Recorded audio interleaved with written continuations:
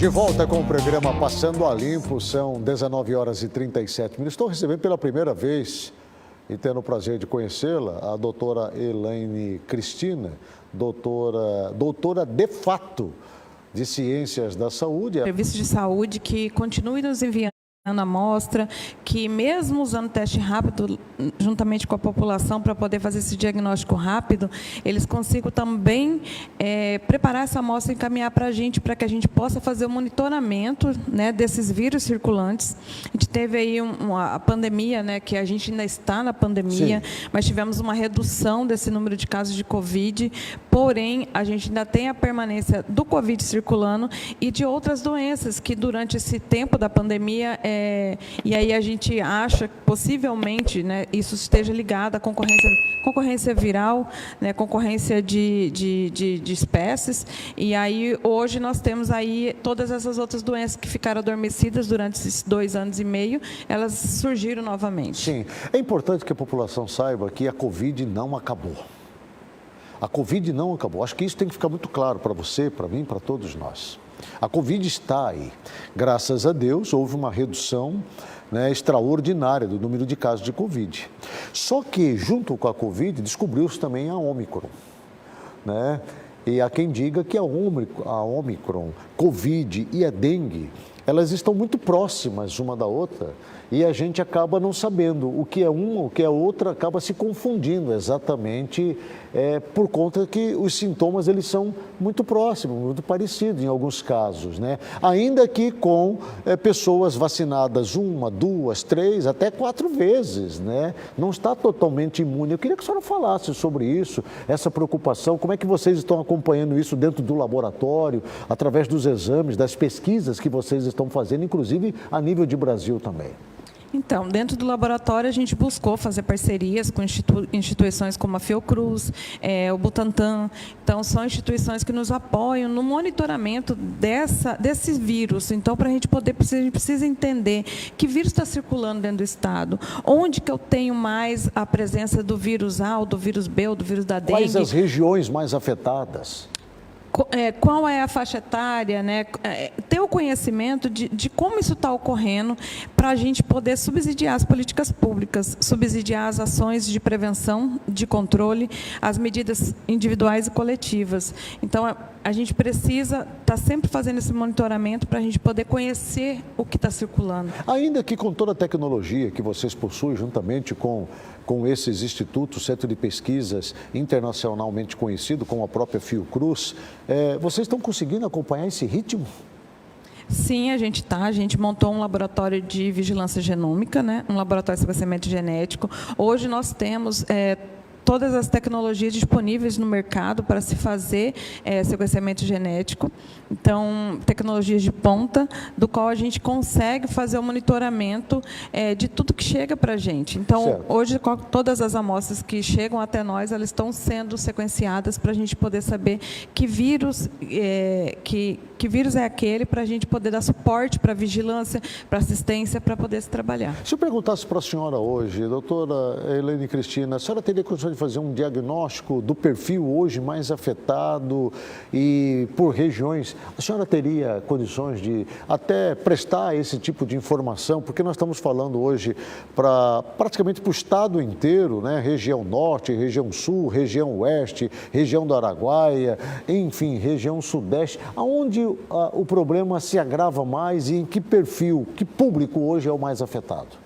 Então, a gente faz o mapeamento, né? A gente faz um mapeamento, então a gente tem isso, todas essas informações mapeadas, e hoje a gente tem ainda dentro do estado alguns vazios. A gente tem alguns vazios para a Covid, SARS-CoV, a gente tem um vazio menor. Então, nós temos ali municípios como Coniza, municípios da região do Araguaia, municípios ali acima de Sinop, da região ali do Nortão, que não temos amostra, nós nunca sequenciamos uma amostra deles para poder a gente saber o que circula lá para SARS-CoV. Quando a gente vai olhar isso para os arbovírus, esse vazio é muito maior, né? Porque o advento, como eu disse, do teste rápido, então é muito mais fácil a gente usar o teste rápido, saber se a pessoa está positiva ou não, tomar as medidas ali do manejo do paciente e não enviar a amostra para se fazer RT-PCR e, consequência, vigilância genômica. Certo. Doutora Elaine, essa questão que envolve os municípios. Nós temos 141 municípios, conhecendo praticamente quase todos esses municípios aqui no estado de Mato Grosso, eu penso que eu posso dizer que 70% desses municípios, eles, dentro da sua secretaria, da sua área de saúde, eles não estão devidamente reestruturados, são muito dependentes, né, dos polos regionais, a exemplo do polo regional de Sinop, a exemplo do polo regional lá em Cáceres, a exemplo do polo regional de Rondonópolis, que envolve ali 20 municípios, região norte, região do Araguaia. A gente percebe uma deficiência, a senhora citou agora, uma dificuldade em receber informações desses municípios. Esse atraso, esta ausência da troca de informações e de experiências, ela prejudica exatamente esse combate que precisa ser feito com urgência? Sim, ocorre um prejuízo, sim, porque se a gente não sabe o que está circulando, por exemplo, a dengue, ela é sazonal, a influenza é sazonal, então eu consigo hoje descobrir que vírus circulou nessa temporada, para que na próxima eu já esteja preparado para poder não ter um elevado número de casos e, com isso, não chegar ao ponto de lotar os leitos hospitalares. Os consórcios regionais estão sendo alertados para isso aí? As comissões municipais, os conselhos municipais de saúde estão sendo alertados para isso daí? Porque esta omissão de informação é algo muito sério, porque acaba afetando a coletividade, porque um problema que acontece, por exemplo, que nem a senhora disse, lá em Colniza, ele pode de lá vir se expandindo para outras regiões, se medidas não forem tomadas, né? Então, isso é uma questão, eu penso que deve ser tratada com prioridade. Sim, a gente faz, sim, toda essa conversa, a gente está sempre nas CIBs, né, nos palcos, nos colegiados de decisão. Os relatórios, eles são enviados também aos escritórios regionais, que aí chega até o município. Então, a gente está sempre disposto a fornecer as informações para que todos possam usá-las para fazer um melhor trabalho. Porém, também a gente tem uma dificuldade. Essas amostras, elas não são uma amostra que eu pego ela e coloco de qualquer jeito e envio. Então, ela precisa de manuseio adequado, ela precisa de chegar, ela precisa ser coletada num tempo adequado entre o início dos sintomas. Pessoas treinadas. Pessoas treinadas, ela precisa ser armazenada da forma correta, ela precisa chegar aqui no tempo hábil.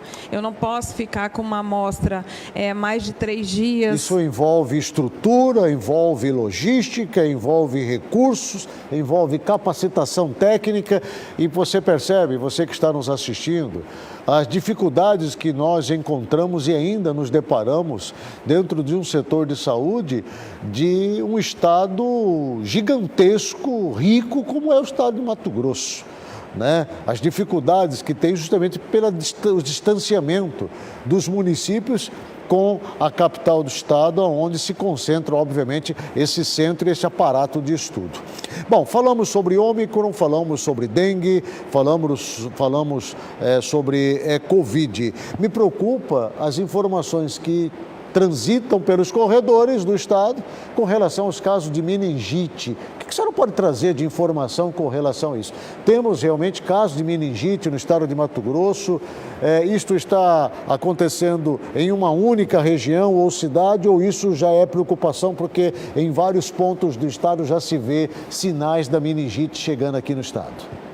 Então, com relação à vigilância laboratorial, nós recebemos as amostras desses casos que foram colocados na mídia, e as análises feitas dentro do LACEN e até mesmo na nossa referência, né, que foram análises de RT-PCR, das quais a gente ainda não faz aqui, elas vieram negativas. Então, mas o município ele tem um laboratório do qual faz suporte para ele de diagnóstico, né? E aí teve essa suspeita. Mas referente às amostras que chegaram no laboratório do estado, a gente não teve confirmação. Todas negativas? Todas negativas. Varíola do macaco. Nós tivemos tempos atrás algumas ocorrências aqui. Como é que está isto? Controlado, não controlado, tudo tranquilo nesse momento com a varíola ou ainda tem casos isolados? Podemos dizer que estamos numa fase tranquila. Temos algumas suspeitas, mas porém elas casos acabam... confirmados, doutora confirmados não temos no último mês. Certo. Então estamos mas nós num momento tivemos tranquilo. esse ano casos de varíola. Tivemos vários casos. Vários casos de varíola. Agora, tudo isso precisa ser falado porque são informações importantes que têm que despertar em nós essa necessidade do cuidado, principalmente no ambiente onde nós circulamos. Nós temos provocado você aqui no Passando a Limpo muito a cuidar exatamente do seu ambiente. Aonde é o seu ambiente? A sua residência, a sua chácara, o seu sítio, a sua fazenda, o seu terreno, né? Terrenos até mesmo que nem são seus, mas de terceiros, que praticamente são abandonados ali ao seu redor. Tudo isso são situações, obviamente, que tem que partir do nosso interesse, não deixando somente para o setor público, porque senão nós somos os principais prejudicados com isso daí. Com relação a esta atenção, qual é o trabalho que a Secretaria de Saúde do Estado de Mato Grosso, juntamente com o LACEN, vem desenvolvendo na questão da conscientização? Temos realizado alguns documentos técnicos orientativos, né, para que todos possam rever todas as informações pertinentes para a gente poder fazer um monitoramento adequado. Temos planejados reuniões também para fazer essa conversa. Estamos estabelecendo algumas estratégias para que a gente também consiga fazer um monitoramento adequado do qual a gente possa fornecer subsídio para que essas pessoas, para que esses técnicos dos municípios tenham condições de armazenar adequadamente essas amostras através do fornecimento de nitrogênio, né, do botijão de nitrogênio. Todos os municípios têm botijão, então a gente tem a pretensão de fornecer o nitrogênio para que eles possam armazenar da forma adequada e até que possa ficar um tempo maior até trazer ao laboratório.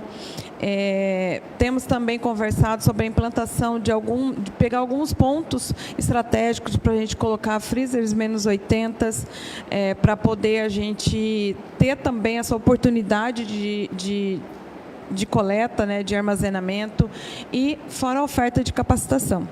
Então, a gente também tem esse planejamento de capacitar os técnicos para que a gente possa fazer melhor. Antes de finalizarmos essa entrevista, doutora Elaine, alguma atenção especial nesse momento com crianças aqui no estado? A gente tem visto, né, no cenário, que na mídia e tudo mais, que a gente tem tido bastante casos, né, positivos de influenza A, de influenza B, vírus sincicial. A gente está numa época, né, de ocorrência de doenças respiratórias. Saindo do verão, começando o outono, daqui a pouco já vem o inverno. E aí a gente precisa tomar todos os cuidados e eu creio que, tipo assim, um dos principais é vacinar. Né? A gente tem vacina para várias doenças, então é necessário que a gente mantenha esse calendário vacinal, porque só ele pode ajudar a gente. Hoje, o estado de Mato Grosso tem a vacina para todas estas áreas, para atender todos esses públicos no estado de Mato Grosso, doutora Elaine? Não temos vacina para todas as doenças, né? Mas temos para algumas doenças a gente tem vacina disponível, e aí eu não vou saber dizer para você exatamente como que está esse estoque, porque ele fica em outro setor. Mas a gente tem visto as propagandas, né, do qual o chamamento para que se vá vacinar. Certo. Bom, nesse quesito até o secretário Gilberto Figueiredo, secretário de Saúde do Estado de Mato Grosso, ele tem deixado muito claro que todo o investimento tem sido feito na aquisição desses produtos para que não falte, obviamente, na ponta para atendimento da população. Conversei nessa noite com a doutora Elaine Cristina, diretora do Laboratório Central do Estado de Mato Grosso, ela que é bióloga, doutora de fato na ciência da saúde, podendo esclarecer e prestar informações importantes para Mato Grosso com relação ao trabalho que está sendo feito aqui na capital e esse momento importante que a gente precisa ter, obviamente, todos nós, com relação a essas questões da influenza A, influenza B, varíola do macaco, Ômicron, dengue, Covid e o que mais? Ah, é uma lista grande. É grande. É grande, é uma lista grande. É muito grande. E se a gente ficar falando aqui, pode até confundir e assustar a população de Mato Grosso. Muito obrigado, doutora Elaine, pela sua disposição de ter estado aqui conosco. Eu que agradeço a oportunidade de falar um pouco do laboratório e da vigilância laboratorial que realizamos.